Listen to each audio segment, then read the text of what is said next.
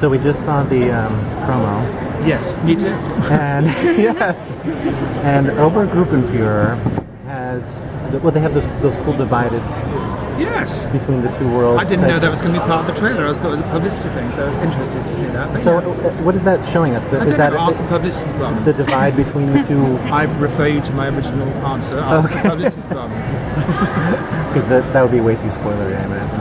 No, I just mean that that's a publicity department thing. I don't know. They just said stand here now, stand here. Well, but at the same time, what I mean is because in that image you had two different looks. Sure, well that's a different question, but I'm Yeah. not going to answer with refer to what that was, no, because of that was a course, photo of course. for, you know.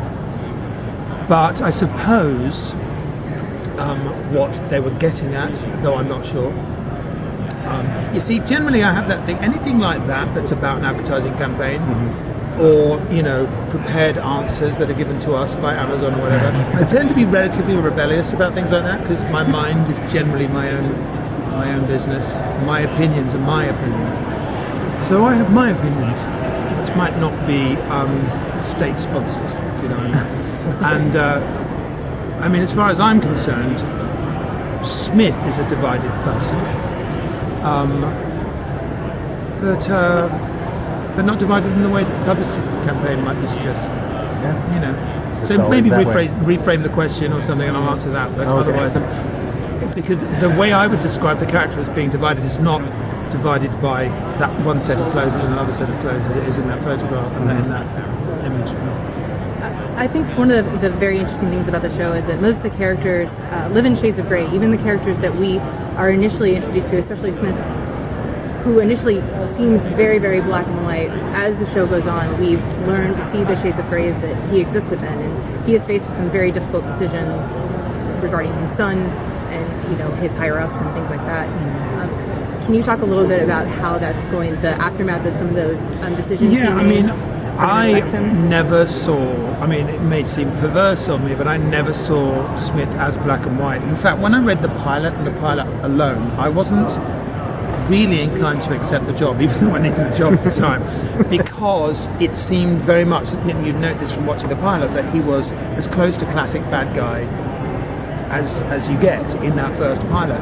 And though the show was very well written already and it was quite a captivating read, I wasn't sure I wanted to, once I knew that the character had been added and wasn't in the original book, all the signs were pointing to him being a generic, one-dimensional villain that serves as a mechanism to hold the thing in place. I thought, great, but I don't want to be doing that, not again, after all these years, you know. And then I saw episode 2, which had already been written, which had a scene with the family, and then there was an attack from his perspective, and I suddenly, all the stuff that Frank Spotnitz had told me suddenly seemed like it might be true, that they wanted to exploit him as a kind of everyman in the wrong uniform, you know. So that for me, I suppose the reason I'm not interested in responding to a question that's based off an advertising campaign, i.e. one costume representing this and the other costume representing that, because that's an oversimplification. I don't really go along with it, because I believe that he's just as grey a character in the SS uniform. There's just as much confused good man trying to get out of that as there is conflicted bad man trying to get out of the daddy side. And it's grey all over, you know. And for me, trying to avoid the easy, obvious kind of kitsch version of the dad knows best versus the Nazi. You know, when, for example, the iconography and the costumes and the scenery all aped so kind of wittily that 50s sitcom vibe, I was always very, very careful to try to maintain that we weren't a cookie cutter family in that vibe, even if that did seem like a nice kitsch way of making a point. But I wasn't interested in that they were just as complex as a family as any other family was, even if it seemed more cute to make them perfect so the counterpoint worked better. Do you know what I mean? So I think all over he's complex. I've believed from the start that he's quite conflicted, even if it doesn't necessarily get a chance to show. I mean, that's what's motivating me through the whole thing. The fact that in season 1, for example, by the way, I should have warned you once I start talking, I don't tend to stop. In season 1, in episode 6, when Wegener, his old friend, comes round for VE Day and starts to talk about the past and his sense of shame about what they'd witnessed together.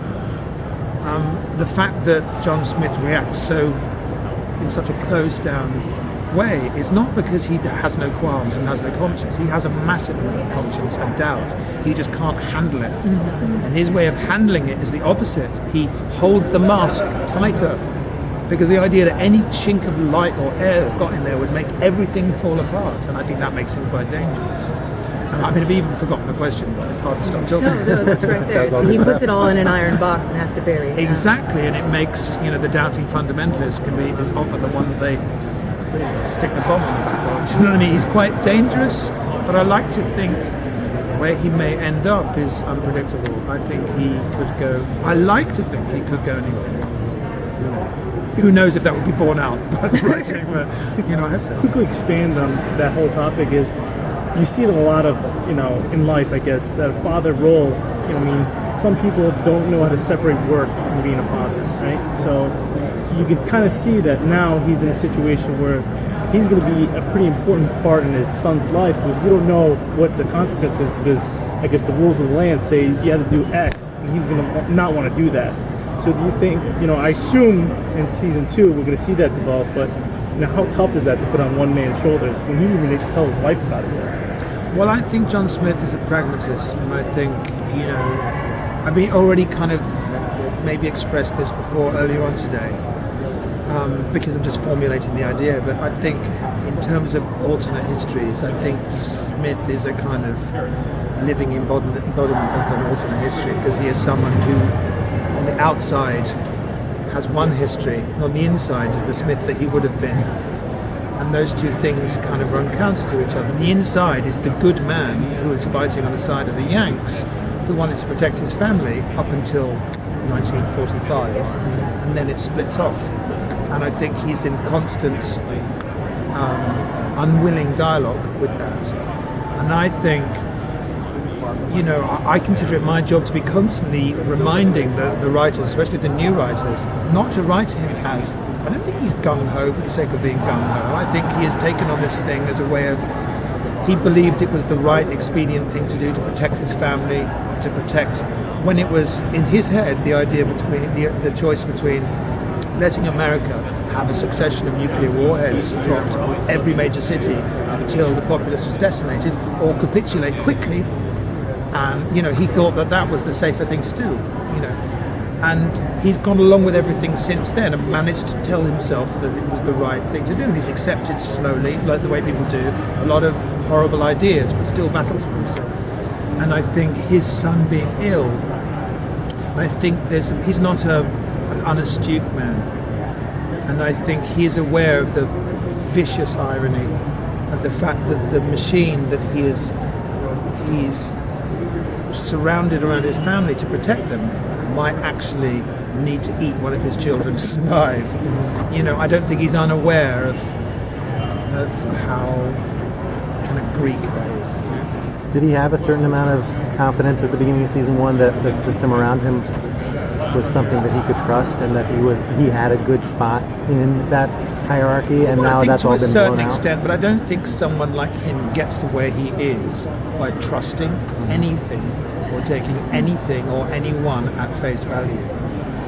I don't think he is blindly accepting of any truth that is offered to him or anyone else's description of anything. I think he's an exceptionally bright person and is always reading between the lines for advantage of a... So yes, I think he's hooked himself to what he believes is the safest side, and he's managed to find a little niche for himself.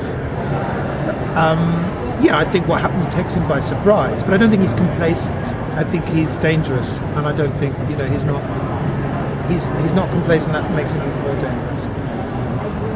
I think. I'm talking off the top of my head. That's what I think.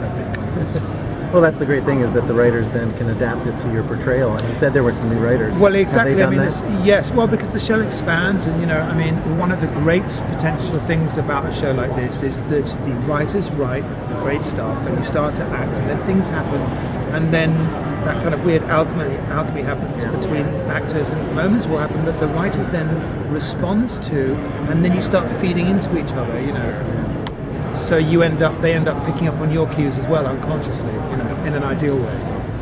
To kind of piggyback off that a little bit, because I'm very interested in this new era of television, the way that these series are coming out, streaming, whatever it may be, and people are now on the mainstream much more aware of the idea of a showrunner. And for these kind of things, I never knew about it. So when you have a question about like your character, a thought on your character, do you go to the showrunner, the writer, the director? Speaking as a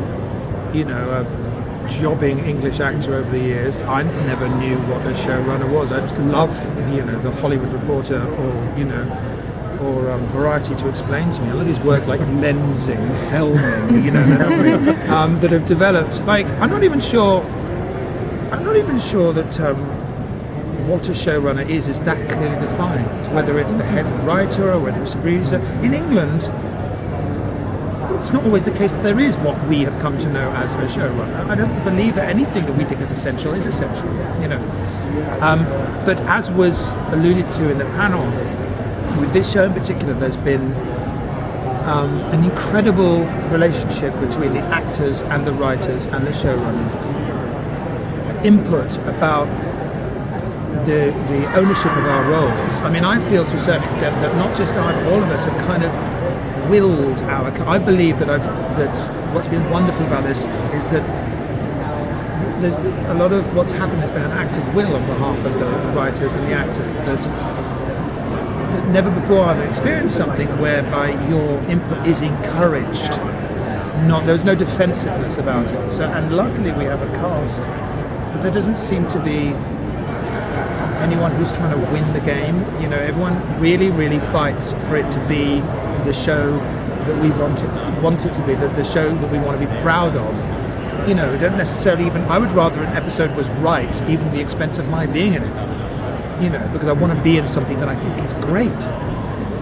I don't need to be the biggest thing in something average.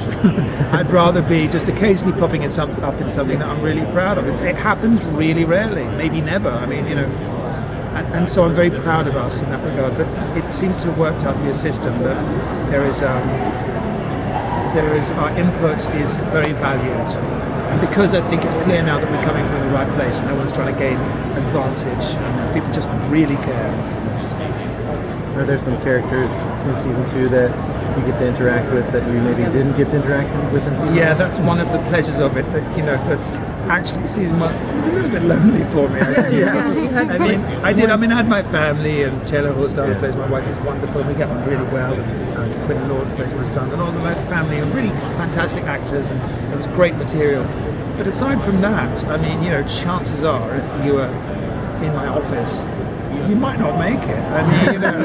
I would make friends with these actors and think, I'm probably going to kill you soon, But and it was great, but I was rather kind of jealous of all that lot, having fun with each other. It is often the lot. It is the lot of the bad guy. And to be, I remember years ago on The Knight's Tale, dressed in my black armour, at the baddies' end of the field, looking at them all having such fun, and I couldn't quite make out what they would do, but I knew they were having a great time. But with this season 2,